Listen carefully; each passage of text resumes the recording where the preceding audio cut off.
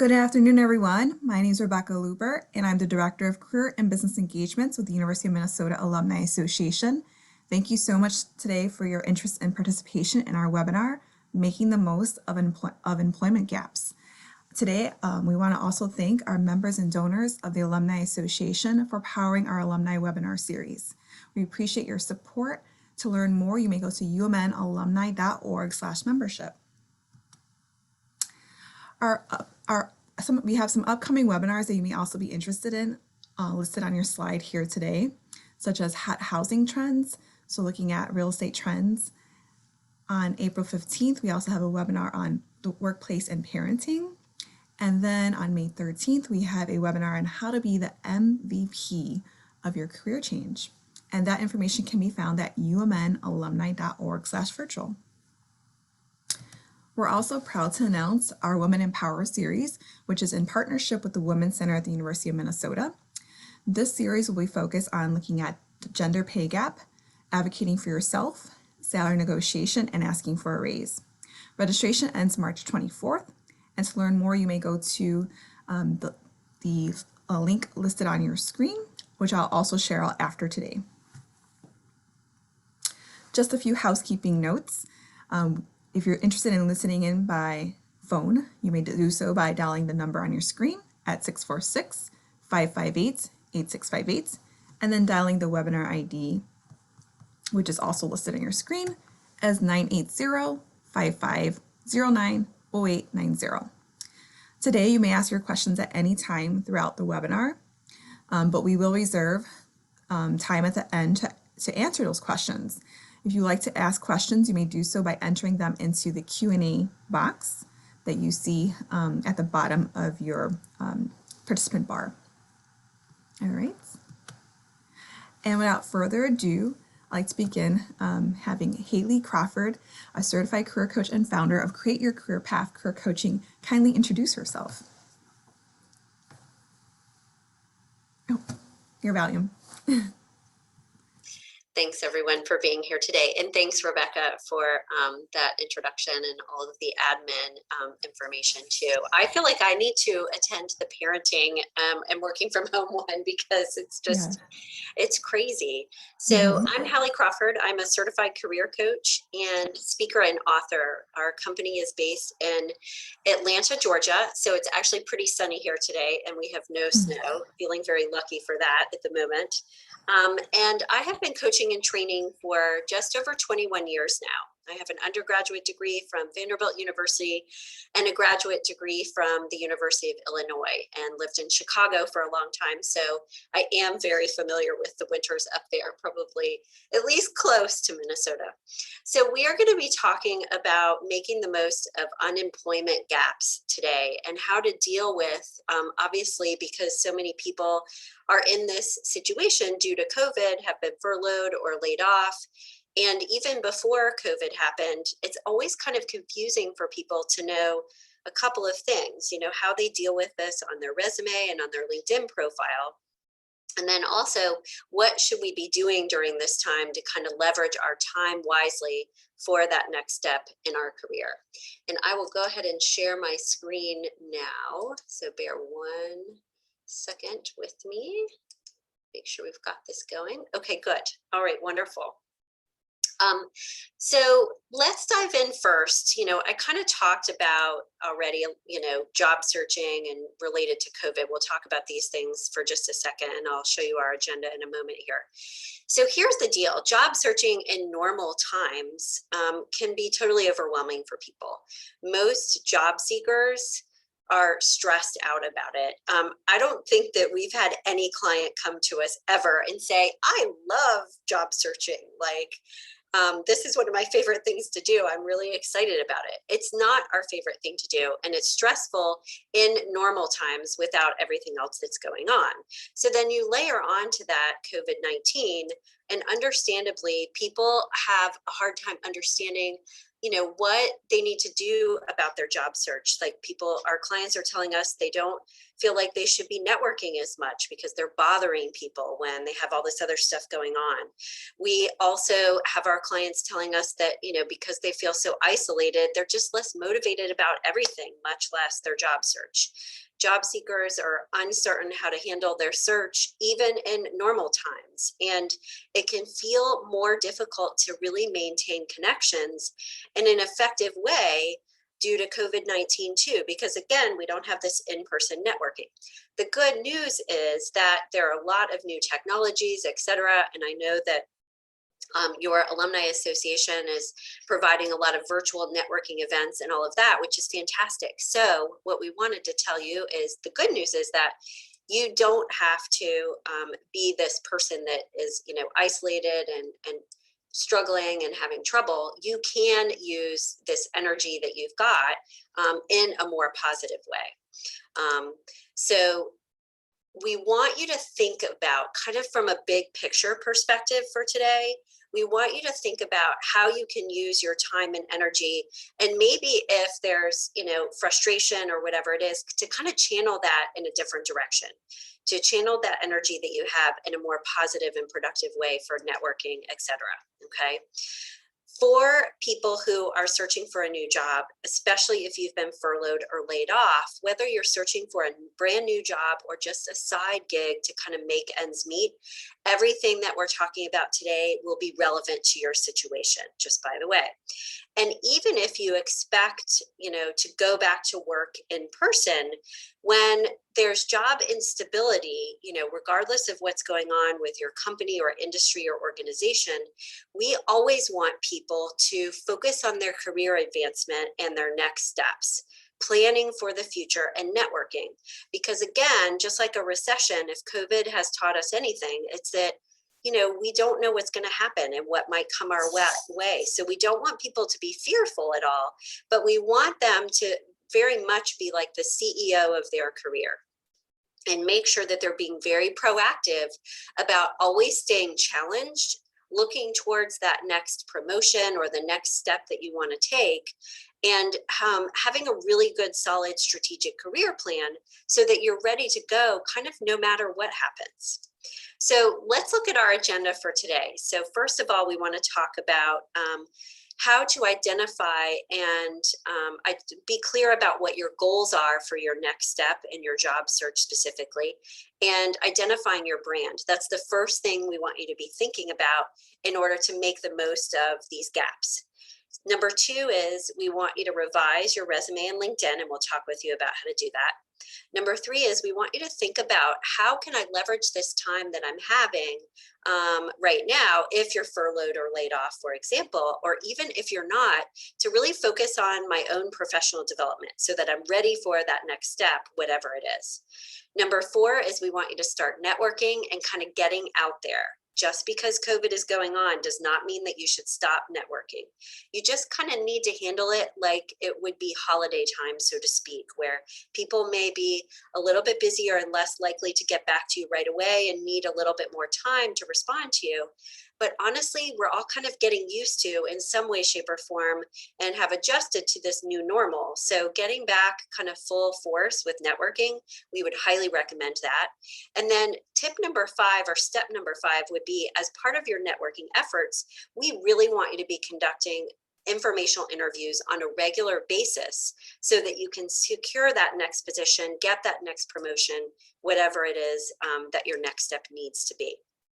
Just really quickly, this webinar is being recorded, but if anyone would like a copy of the presentation, please don't hesitate to reach out to us. We'd be happy to share that with you.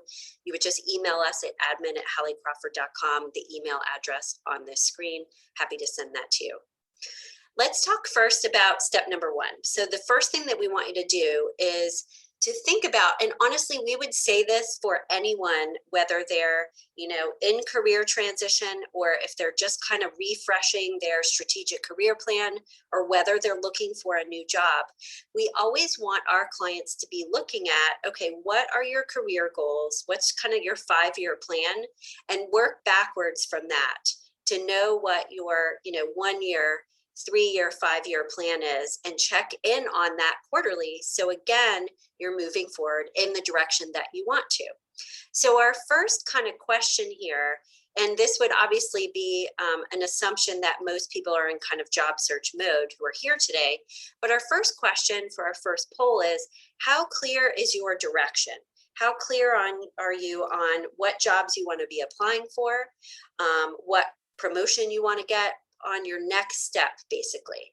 So if you could answer our first poll here right out of the box, we're getting the engagement going, that would be great. And thanks, Rebecca, for launching it. All right, cool. And I'm going to have the chat box open too. If we do get any questions in the chat box at all, kind of as we go, I'd be happy to try to answer those, throughout the program as well. So feel free to put those in there a little bit too. Okay, good. So we've got 71%. My search is not focused enough, which understandably could be a big part of why you're here. And then 29% say that their search is targeted and focused. So thank you all for sharing that. That gives me a sense of kind of the demographic, so to speak.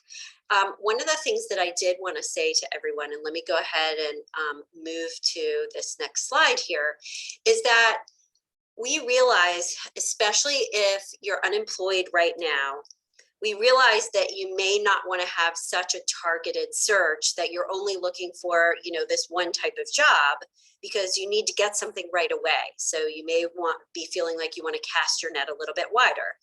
And we always tell our clients that's okay to do so. It's okay to have, 2 or 3 possible types of jobs that you're going for, or 2 or 3 possible directions. We don't see any harm in that. We don't want you to have more than like 2 or 3 though, because then you start to get scattered.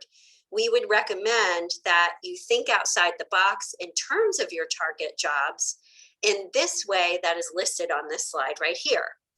So if you're trying to think about, okay, what are some alternative kind of job titles that I could be looking at or pursuing, or different types of jobs, we want you to do a little bit of kind of brainstorming and thinking outside the box. And it would be a great idea for you to brainstorm with friends, with family members, with coworkers, or former coworkers, a coach like us. But here are some ideas on this slide. So if you're trying to think outside the box in terms of what are some other target jobs I could go for, you could think about like vendors to your previous industry or your current industry. People that would have served your industry that you may already have connections with or not, but that could be something that's related to what you've done in the past. It could be related industries. So for example, if you worked in, let's just say, counseling, you could be looking at keywords online on job boards for things like mentoring, training and development. You could be looking at internal counseling, like within HR of an organization versus, counseling as a consultant or something like that. So look at and consider related industries. And one of the ways you can do that is by plugging in different keywords that are relevant to your previous position on job boards to see what else comes up. You could also look at competitors to your previous organization. You could consider working inside for example, like inside sales versus outside sales, or consulting, for example, like one of our clients who worked at Bain for many years, she, instead of doing outside consulting, moved to work in-house at Cox Communication, doing business strategy for them. And then also, finally, the last one on this slide here is to consider and think about what your transferable skills are, because those could help you brainstorm alternative ideas as well. And it's a really good idea, by the way, for this step, to have someone else like go through your resume with you, even just for 10 or 15 minutes. It doesn't have to take that long, and help you pick out what some of your transferable skills and experiences could be that could either relate to another industry or another type of job and job title. As part of step number 1, identifying and clarifying your goal and narrowing things down, it's a really good idea to use our career model. So the item or the model on the slide here is the model that we use with all of our clients to help them evaluate whether their career path is on the right track, to plan for where they want to go next, and also to determine what they want their next step to be, or define the right career fit, if you will, the right job. And the way that you can use this for goal setting, I'll walk you through this just briefly for a moment, because you can use this model as a checklist for yourself. And it will help you brainstorm alternative ideas, but also it can help you evaluate the ideas that you're considering and looking at, whether they're going to be a good fit for you or not.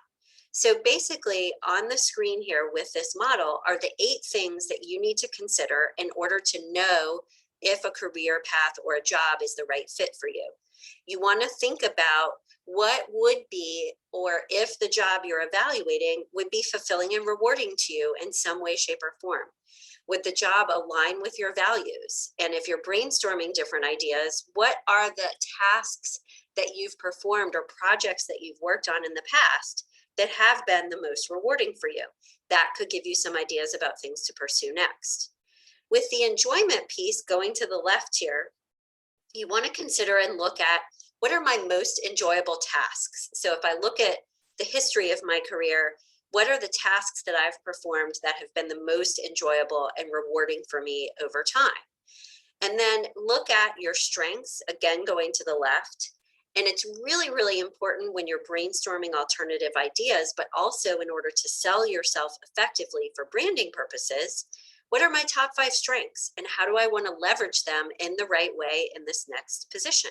So you can also write down and interview other people about your top 5 strengths, ask them what they see you do really well. You could take the Strengths Finder assessment or an assessment like that to help you clarify, okay, what are my strengths? That can help you narrow down your goal as well. Then you want to take a look at education and experience. What else would you be qualified for based on your education at Minnesota, but also your past experience as well? What would be relevant or could be relevant? And then finally, you want to think about your personality type. What's the right fit for you in terms of whether, for example, you're introverted or extroverted, whether you're more a big picture strategic thinker, or if you're more detail oriented, for example, and how your personality type would relate to or be a fit for what's the right work environment for you. What type of organization do you want to work at? A large one or small one, a startup or much more well-established? Is it a place that should be more creative or a little bit more traditional for you? And then finally, obviously a critical piece to knowing what your career goal is your compensation. What's the compensation, including the benefits package that you want to target and have? What's the ideal for you?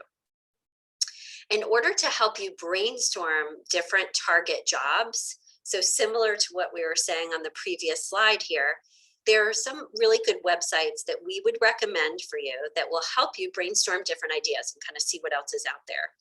myplan.com is a very good one. When you go to myplan.com, just FYI, everyone, it is geared, or it was originally kind of launched for more recent college grads, but don't let that deter you because it's very relevant and useful for even more seasoned professionals like me. So I can say that because I'm 48, I feel like I fall in the seasoned category by this point. The other website that's good is onetcenter.org and bls.gov as well. These are good kind of career brainstorming websites. And then finally, we would recommend, as I said earlier, plugging in some of your keywords and some of your strengths and top enjoyable tasks, etc., into websites or job boards, I should say, like glassdoor.com and LinkedIn. That can help you brainstorm additional ideas too. Now, when you're thinking about your brand, so as part of your goal setting, once you start to target 2 or 3 paths or even one that you want to pursue, when you're thinking about your brand next, this is part of selling yourself, obviously. Some of the things that we want you to incorporate into what we would call your branding statement that you would then use on your About section, on your LinkedIn profile, and your summary of qualifications at the top of your resume, you want to include and think about what your values and passions and interests are, why you enjoy the work that you want to be doing next. What are you passionate about related to that industry? You also want to think about why you're qualified, as we said earlier, strengths, education, and experience. But also think about your personality type, everyone, and what are some of your soft skills, because that leads to your brand as well. When we talk about personality type and soft skills, going back to the career model, you want to think about all of these pieces again, primarily the fulfillment, the strengths, education, experience, and personality type.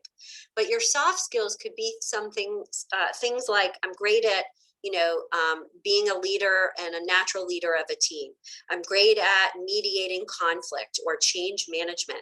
Some of those other things that employers can't necessarily teach you, you just either kind of have or you don't. But you want to make sure that you incorporate that into your brand so that you're showing them and demonstrating to them what your unique selling points are. And what we mean by this is we want you to think about how you stand out from the crowd as it would relate to your peers and your competition going for those same jobs. What unique combination of education, experience, and strengths do you bring to the table, and overlay personality type with that as well, so that you can understand, the top two things that are unique about me are this within my industry.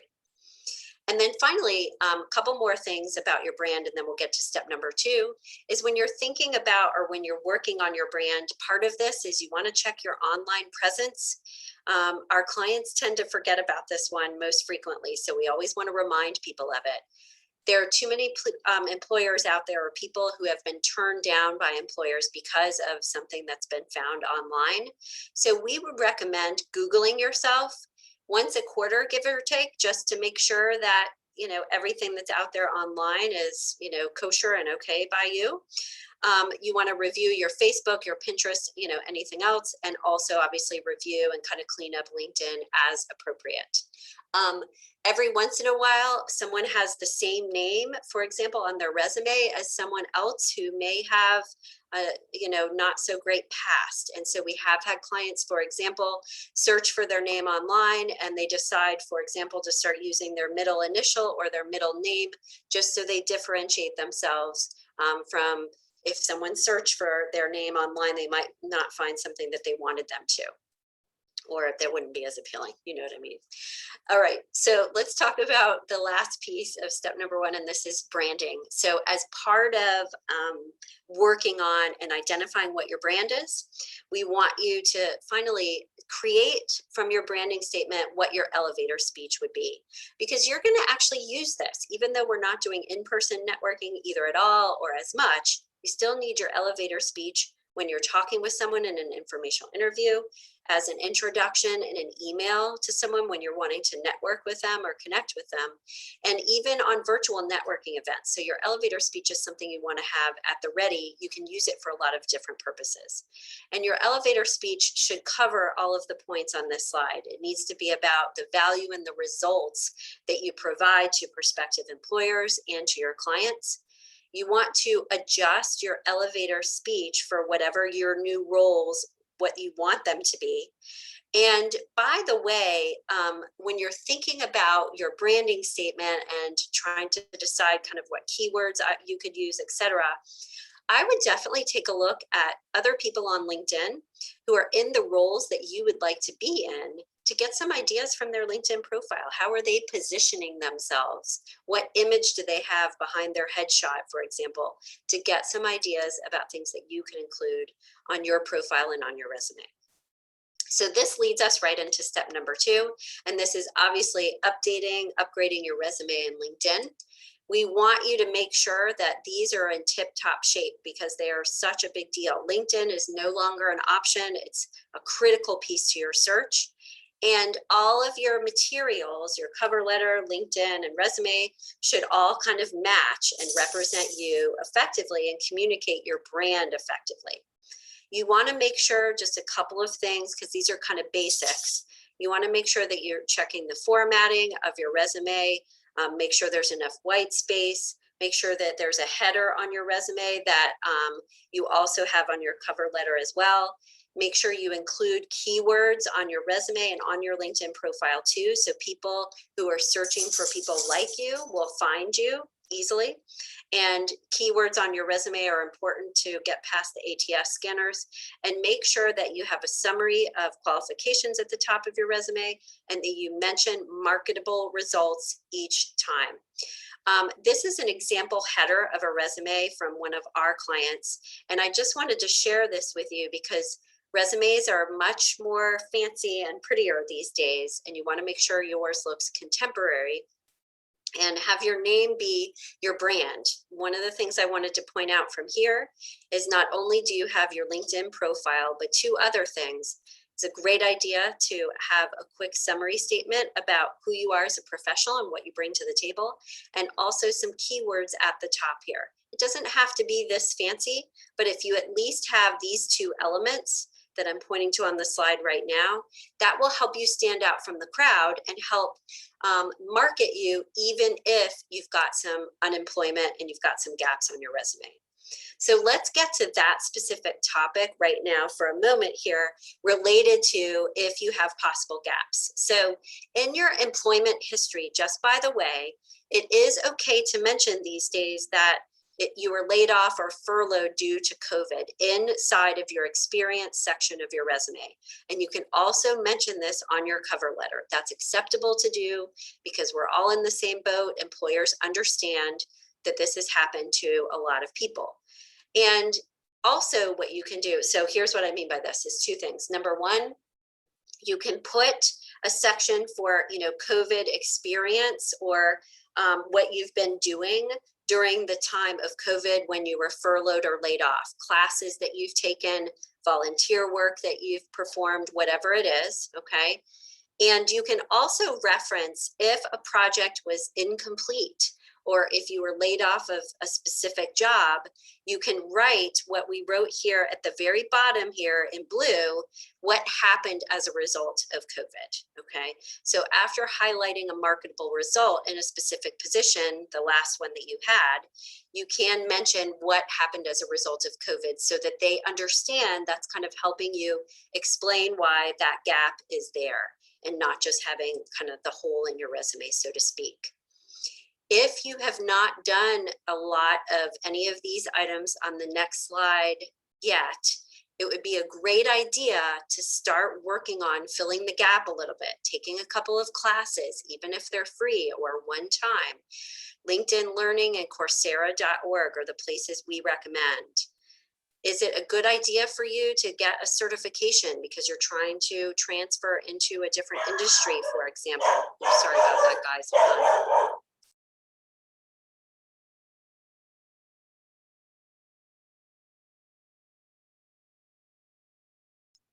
Is it a good idea for you to get a certification, even if it will help you get that next job or get that next promotion? So consider those things. And then we did want to mention, by the way, too, volunteering and part-time jobs. And then I'll talk with you about the testimonials too. But we wanted to mention volunteering and part-time work for two reasons, because we've actually had clients volunteer remotely. So obviously it has to be a certain kind of volunteering to be able to do that. But if you take a look at websites like volunteermatch.org and idealist.org, there may be some ways that you could leverage your strengths and skills in a different way remotely. And we had a client, for example, do this. She was in Atlanta. She did some Google Analytics and website work for a nonprofit out of California. And it was great because she was able to put that on her resume, but she also got a reference and testimonial from the group leader, as well as a testimonial and reference from the organization where she worked. Or the projects that she worked on for that nonprofit. It was also a really good networking opportunity for her to make some new connections. And some of you may consider part-time work or freelance work to kind of, again, fill your time, but also add something to your resume. And there are lots of websites out there like flexjobs.com and remote.co. Those are the two good ones that we like the most, that are only for working remotely or flexible work, okay? And once you get, by the way, testimonials from any of this work that you've done, or from a volunteer group leader, or the teacher of a certain class that you took, you can actually add some testimonials as another way to fill some of the gap in your resume space-wise. We have had our clients add excerpts of testimonials from their previous employer, or whoever has written a reference or testimonial for you on LinkedIn. You can put some of those excerpts on your resume as not just a way to fill the gap, but it's a third-party endorsement. It can be really, really helpful to help sell you, okay? So as part of revising your resume, when you're trying to kind of, I'm just gonna say hide or cover up the unemployment gaps, one of the other things you can do in terms of how you format and lay out your resume is you can use a hybrid of what we would call functional and chronological resume. So under your summary statement at the very top of your resume, which would be your summary of qualifications, that is usually a 2 or 3 sentence kind of paragraph about why you're qualified for that job. In addition to that, underneath your summary, what you could do is have functional areas of strengths and expertise that would be relevant for the jobs that you're looking for now and you're applying to now. And you can group them under certain keywords like business strategy or project management, like the examples here, okay? And after each of those keywords, put down what some of your strengths are. That will help you kind of fill that gap a little bit, but also show them right up front in a more robust way than just having your summary, what some of your core strengths are and what you bring to the table related to those core strengths. So consider revising and laying out your resume in a little bit different way that can help you kind of fill in those gaps. Let's talk about step number 2, or as part of step number 2, I should say, revising your LinkedIn profile.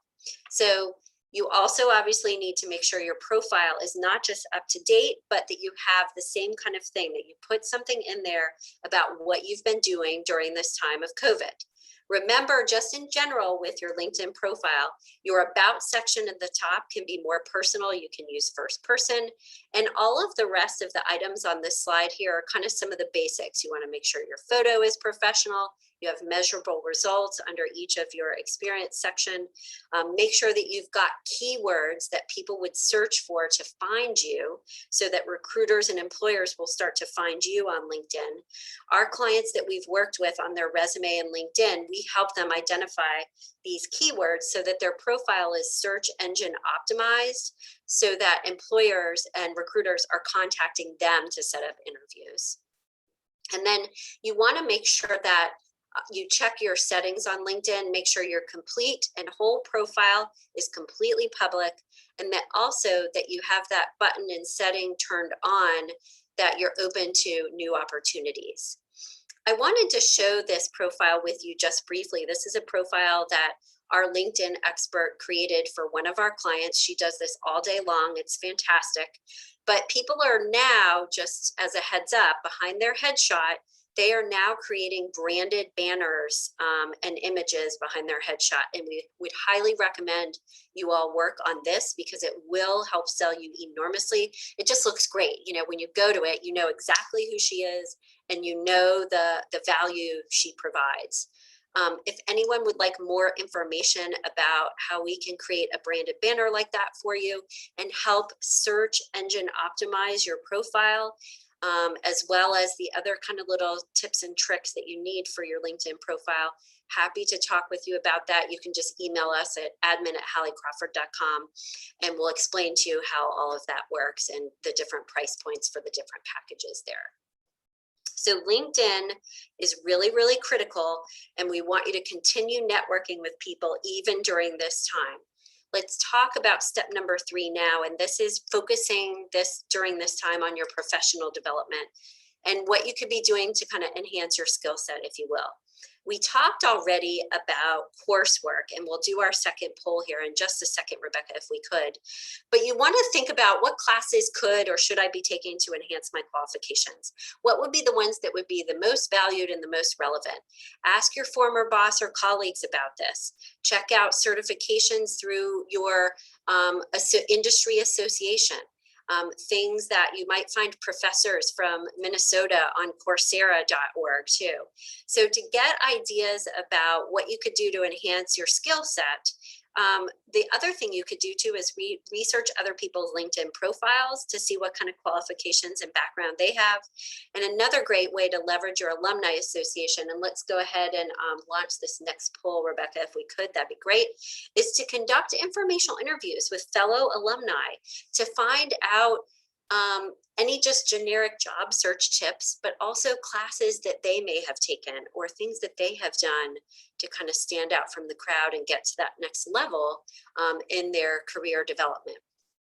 So with this next poll, we're wondering who's taken an online course for professional development. This number has obviously gone up a lot higher than it used to be pre-COVID. And I think that's a good thing. It gives us access to a lot more. All right, so far we've got more people have not.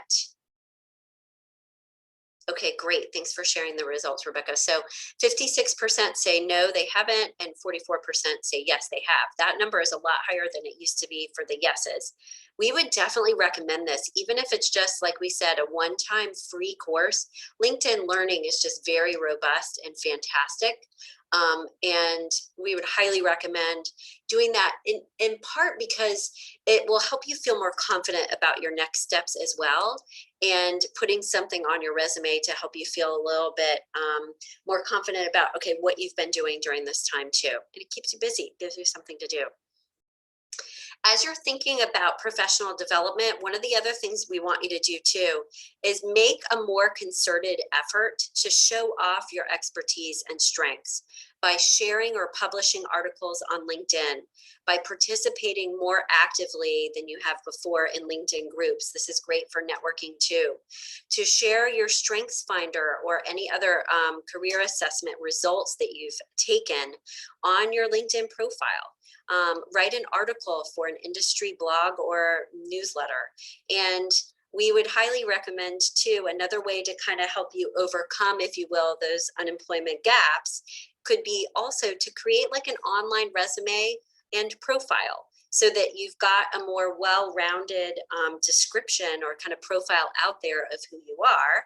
And also we have had clients create video introductions of themselves as well too, which we think is a great way to, again, kind of highlight, showcase your expertise and experience, and again, get past, you know, those possible gaps on your resume. Step number 3, as part of step number 3 in professional development, one of the things that we really want our clients to do lately these days is to really highlight, focus on, and work on their soft skills as well. So if there's anything that you feel would be important as your industry or the industry that you're looking to get into is innovating and changing, we've had clients, for example, put on their resume, I did a great job with change and crisis management. I was able to move my team from in-person to remote in 5 days, for example. So what are the leadership strengths and skills you have been able to demonstrate during this time of COVID and what was going on at your previous organization? Focusing on those and adding those to your resume as well in LinkedIn is a critically important piece to help kind of sell yourself and brand yourself as well, okay? And as part of this, if you're having trouble identifying what some of your top leadership strengths or skills are, you can use this wheel. This is from Development Dimensions International. It's a very highly regarded management consulting firm. And these are the top leadership skills that they assert are the most important in today's economy. So you could take this, kind of print it out, do a quick quiz for yourself, ask other people how they see your leadership strengths to help you identify what they are so that you can more have a greater understanding of what your leadership strengths are and put that as part of your elevator speech and branding statement too. We want you to also, as part of your professional development and kind of dealing with the emotional side, if you will, of having gaps in your resume, and if you are currently unemployed or furloughed, is we really also want you to practice as much as possible, as much self-care as you can, because your attitude about how you are feeling about yourself and your situation, it really affects your actions, which in turn affects your outcome. So exercise, write out some affirmations, pay attention to your body language and how you're coming across when you're talking with people on the phone, but also obviously on Zoom calls. And if you need to, get an accountability partner, a cheerleader that's going to help you kind of boost your mood during the course of your week, and have regular check-ins with them so that you get into as good of a mental space as you possibly can, despite what else is going on for you. All right, before we get to our last couple of tips here, I did just want to offer everyone, if you need additional advice for your unique situation and would like to learn a little bit more about our coaching services, we would be happy to chat with you. Just email us at admin@halliecrawford.com. We'll get that set up with you, and we'd be happy to share additional advice and tips, but also explain to you how we can help you a little bit more through coaching. All right, let's talk about step number 4. This is networking. We all know networking is really, really critical to tapping into the hidden job market. On the list here on the left-hand side are places that we want you to consider bumping up your networking efforts, not just on LinkedIn, but you may do it a little bit on Facebook. You could check out online meetup groups. Your alumni association is huge. We want you to join and be more active there, because those are warm leads. And Rebecca didn't pay me to say that. We tell all of our clients that. And also check out industry specific associations if you need to join them or re-engage there too, as well as social groups. We did want to ask everyone, in terms of networking, this last poll here, do you feel like you effectively or really know how to use LinkedIn effectively for your job search? So let's do that last poll here if we could. And we know that most of you are probably already on LinkedIn, which is great, but we want to know if you feel like you really know what you're doing with LinkedIn and networking. So if we could go ahead and do that, Rebecca, that would be fantastic. And then I'm going to pull up this next slide here while we're doing this poll here, because I want you to think about networking effectively and these specific items on this slide, as well as some of your goals too. Okay, so I'll pause for a minute while we're doing this poll. And this gives me a chance to make sure my dog remains silent. I know you all are understanding, but he always likes to bark right during these times.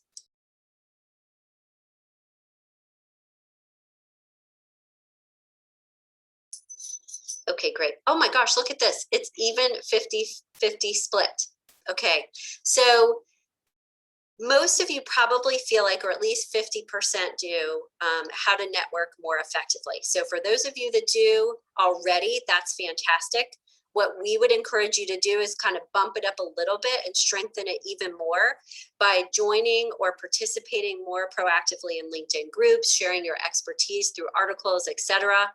And set a goal, and this would be for everyone, even those who don't feel like they are using LinkedIn effectively, to connect with a certain number of people each week. It could be 5, it could be a different number depending on how busy you are and what your either work schedule is, etc. But we want you to connect with, have a goal to set, or have a goal to connect with a certain number of people each week, and be really strategic with each of those people. Okay, leverage your Minnesota, not UGA, apologize for that, LinkedIn alumni group. And when you're networking during COVID, like I said earlier at the beginning, you want to think about it like it's about being consistent and persistent with people. Realize that they may not get back to you right away, and that's part of the deal, but don't take it personally. And realize that networking, it's kind of a law of numbers. It's just like sales, where you reach out to X number of people and you'll get like a 5 or 10% return rate. So just keep that in mind, and don't be offended if people say no or don't respond to you. You want to reach out to as many Minnesota alumni and other people on LinkedIn as you possibly can. As part of networking effectively, it's a great idea to connect with local recruiters on LinkedIn, reach out to hiring managers, expand your network to more than 500 connections, and stay in touch with former coworkers, because we've had clients say, oh, well, one of my coworkers went here or there, and that person was like, hey, why don't you interview here? Or let me tell you a little bit more about it. So don't forget, kind of your own backyard, so to speak, and people who are coworkers with you before in your current or previous jobs, find out where they are and kind of touch base with them for networking purposes as well. And finally, we'll talk about informational interviews for just a moment here, because I want to make sure that we get to that we have enough time for Q&A. So informational interviews, just briefly, they're a one-on-one conversation with someone who works either in an industry that you'd like to be in, a role that you'd like to be in, or within an organization that you're interested in as well. It could be any of those three criteria, if you will, okay? And what you want to do with your informational interview, kind of the basics, is start with people that you know, friends, family, former coworkers. Tell them that you're looking for information, not a job, so that they'll be more likely to respond to you. And obviously be very professional with them and stay in touch with them over time. Okay, so you set up like a 10 or 15-minute phone call with them to ask them what their organization is looking for in prospective employees, to ask them what it's like to work there, if they know any connections that they could introduce you to. So again, the basic gist of your informational interviews is, how do I put my best foot forward in my search, and getting advice for that versus I'm not going to talk to you about you getting me a job. Okay. And our very last slide here, before we get to taking action and then Q&A, is as part of networking, we want you to set a schedule for yourself. So you want to say, for example, I'm going to spend about 10 minutes on Tuesdays and Thursdays participating in my LinkedIn groups, or those are the times that I'm going to reach out or hop on. And I know, Rebecca, you said, and maybe you can say this in just a minute with Q&A too, the Alumni Association groups. I know that a lot of universities have LinkedIn groups too, so maybe you can kind of clarify that in just a moment when we're doing the Q&A. But you want to set a schedule for networking. You want to stay organized and have, for example, like an Excel spreadsheet where you keep track of the connections that you've made, what was said, the person's contact information, all of that. And a couple more things about your job search to start to close us out while you're thinking about your action steps is make sure that for job search purposes, you update your voicemail and make sure it's your voice and not the computerized voice, and that it sounds professional and upbeat. And we also want you to create or have either a job search specific email address, or at the very least, you've got an automatic signature line in your email with your LinkedIn profile and your value proposition, your elevator speech as well, okay? So that anyone can contact you based on the emails that you send them, and it's easy to find, how do I reach you, okay? All right, so let's start to get to the Q&A. Please feel free to begin to share those in the Q&A section. And as you're writing these, please also write down for us 2 action steps that you will take in the next week. There's some examples on the slide here. Informational interviews, review the model, etc. And then we'll go ahead and dive into questions, Rebecca. Yeah. Well, thank you so much for that presentation. I thought it was very helpful for those who are trying to overcome some gaps in their employment, as well as like thinking ahead and making the most of this time. Yeah, no problem. We definitely have lots of resources at the University of Minnesota Alumni Association. We have something called the Maroon and Gold Network, which is a career networking platform for students and alumni, and that's absolutely free to join. That's a great place to kind of narrow in and find alumni within different industries of interest or companies. You can also join our LinkedIn group for the University of Minnesota Alumni Association, and that's an opportunity for you to communicate with other alumni.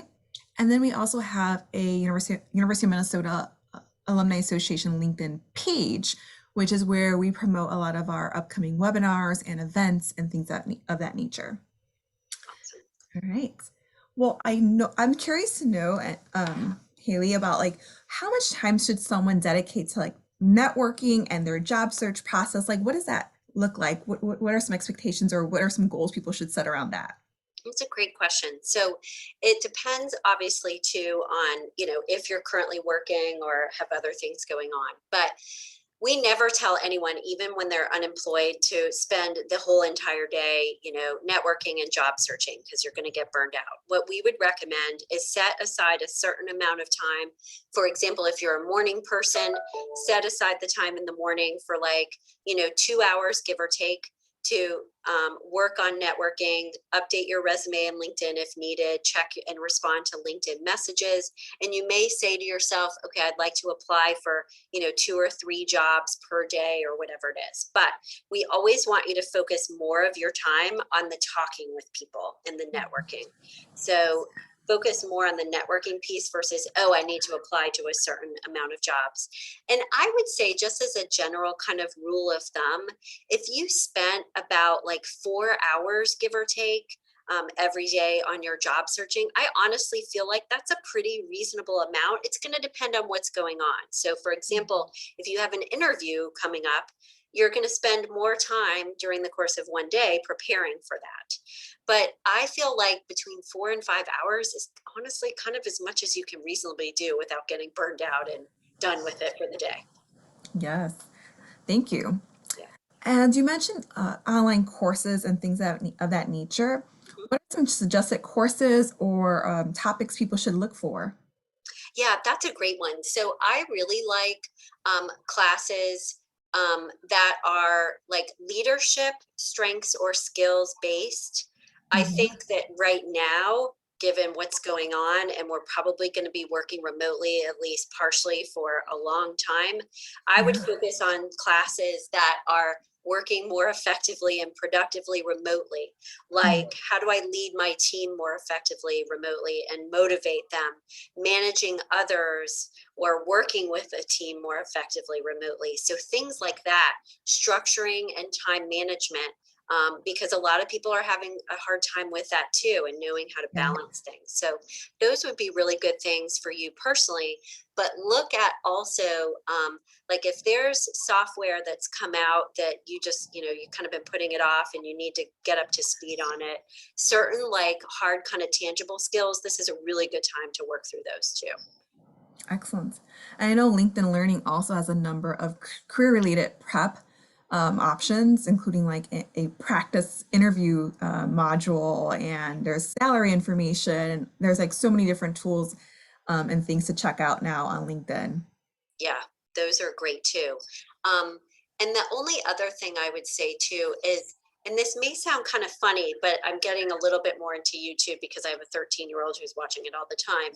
But you can actually get some really good information by watching YouTube videos online, not just about interview prep, but about what it's like to work in this other job and what employers might be looking for if you're an engineer. So Google that on YouTube because you'll get some really good advice there as well. Excellent. All right. Looks like we have one question that came in. Okay, cool.